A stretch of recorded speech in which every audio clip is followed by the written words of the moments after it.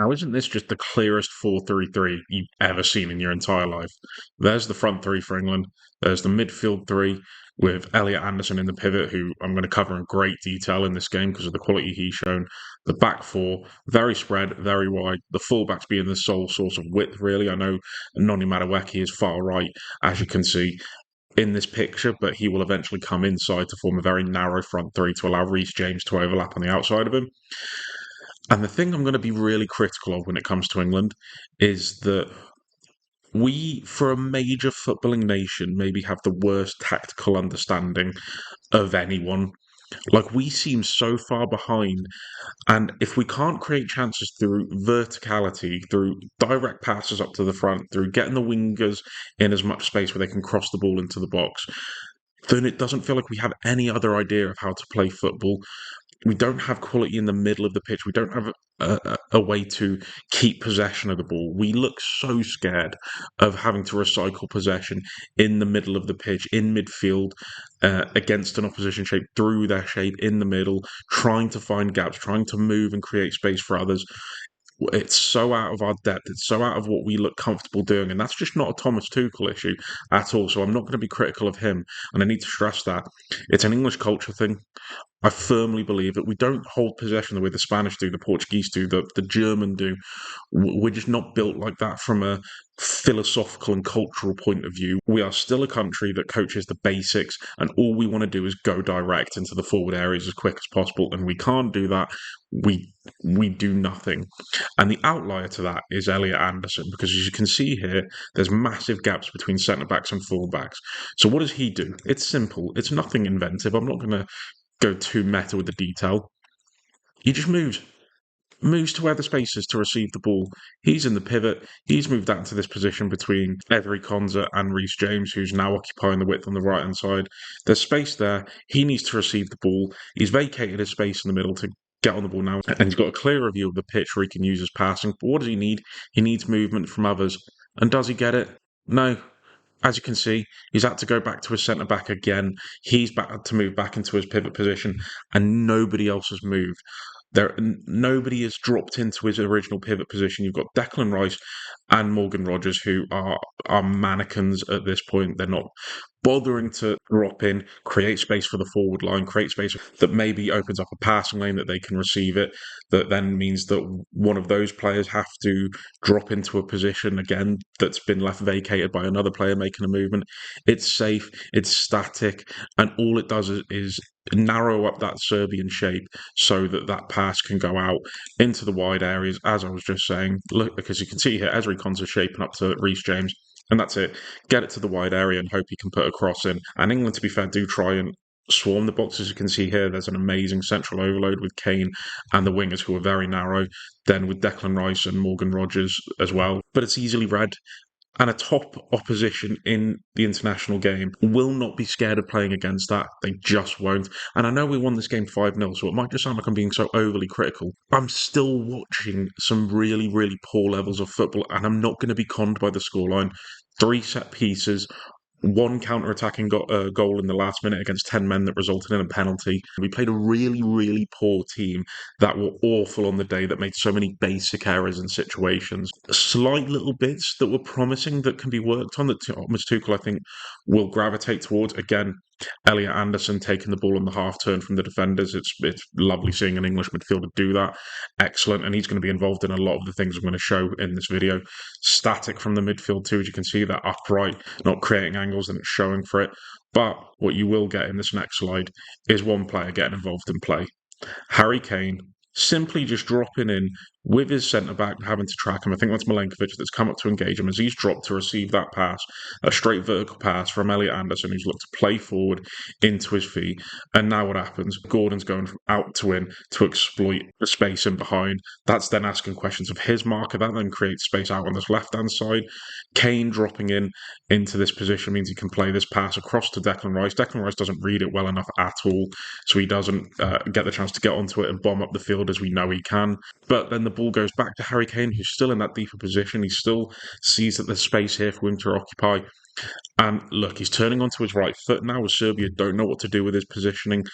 and he's got passes that he can play. He's got Madueke overlapping on the far side. He's got Gordon and Rogers in the centre now that he can whip the ball round into that centre area and cause issues for Serbia with players in the centre. There's space created now through his movement, dropping deep, finding space, turning and playing with quality. Simple but effective. I will give a little bit of credit to Morgan Rogers and Noni Madueke, who have come in for Jude Bellingham, Cole Palmer, and Bukayo Saka because of injury. And they've made a good case for themselves in England shirts, I have to say. As you can see here, this is for the second goal. And the one thing that central overload has done is ask questions of that Serbia back five. As the left wing back's gone up to Reece James, the left centre back's onto Madueke because of his central positioning, and the central centre back is on Morgan Rogers, who's advanced and high up now because Noni Madueke's dropped in. And Madueke dropping in deep means his marker's coming up with him, means there's space in behind, and he also has the pass inside that Elliot Anderson can get on the end of in this position. And the value of having a pivot that's so clean technically on the ball, that's as composed as he is, will prove in this situation as I just play it on now. Getting on the ball, bringing markers towards him, driving up the field a little bit, simple little vertical movements with Rogers showing for the ball here, and then Madueke getting in behind as this marker's coming up to press Rogers here.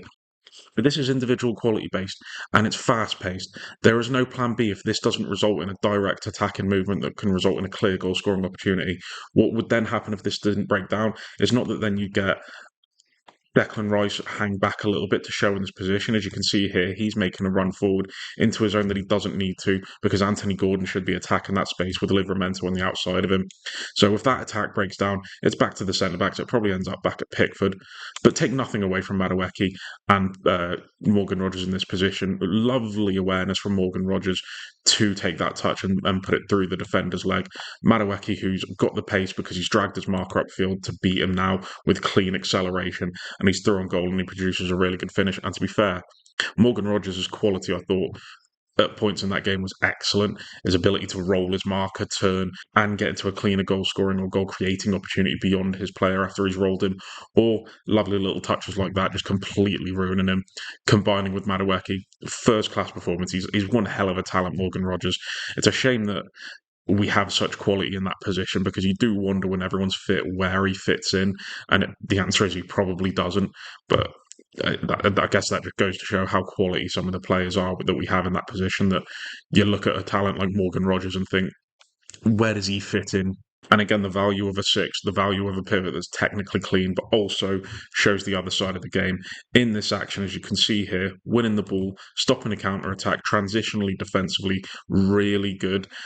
Doesn't stop and admire it either, doesn't play the simple pass, which I feel like a lot of other people, most other English players would do to this player here, looking to recycle it, play it to the player here who would look to go back to the centre-backs and recycle possession. Doesn't happen. No, he's won the ball, so what's he going to do with it? What can he do to affect the game for England?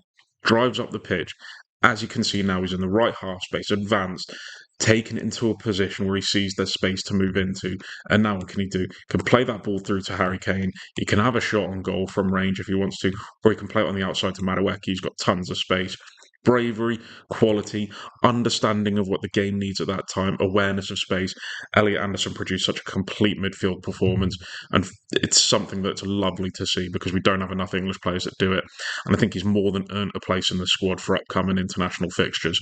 I think this is a player that we'd be stupid not to utilise more. I didn't realise he had this quality in him at the sixth position, and he's pleasantly surprised me. I can't speak highly enough about his performance. He stood up with chest and proved to be counted when others did not, who have more experience.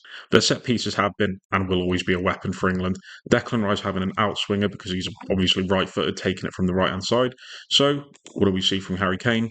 Near enough on the edge of the box, ready to go onto the penalty box to get on the end of it. England's best header of the ball. You see these two here against the Serbian players, blocking runs so that Harry Kane has a clearer sight to get his head on goal, and 3 set-piece goals, some absolute worldy deliveries from Declan Rice. The only thing that really confuses me about Declan Rice is when the game's in motion and there's the threat of a marker, there's the threat of a player pressing him, this ability goes to pot. Like, the difference with him on the ball, with time, with space, with it stopped, as opposed to with the game moving at a faster tempo, is night and day. And does Harry Kane get on the end of it? Of course he does. Mark Gahey here keeping the player away from Harry Kane so we can get a clean, almost unmarked header on it on the penalty spot in the centre of the goal, puts it into the bottom corner. It's Harry Kane's bread and butter that. And so set pieces have been reliable and will always be reliable. Also, the counter-attack and the use of subs for Thomas Tuchel is as key now as it was under Southgate and under previous generations. And Marcus Rashford, I think, will still have an important part to play. I don't want to see Marcus Rashford starting games for England.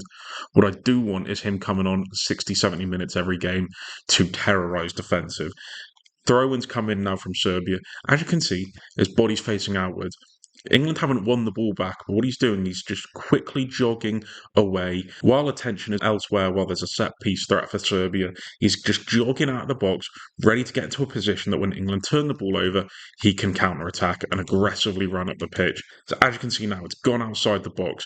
There's the counter-attack. The transition is on, and look at the difference on him now. He was upright, it was a light jog before, hunched forward, he's in business. The attack's quickening up. He smells danger, he smells that there's space to run into, and that all he needs is trust in his teammates that they can find him with a pass if he gets into a good enough position. And do they? Of course they do.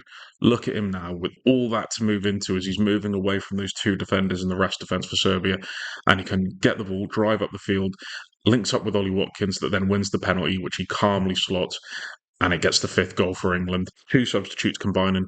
It was massive for Southgate, those substitutions. It helped him throughout his tenure. It will be just as important for Thomas Tuchel is how he manages the squad. Not just about the players starting, but the players that have to play 20, 30 minutes in those big games. They're as decisive as anything, even more so maybe than the players that start the game, and how he finds that balance between the two is going to be so key. It's one of the things Southgate did really well, and Thomas Tuchel's going to have to repeat that.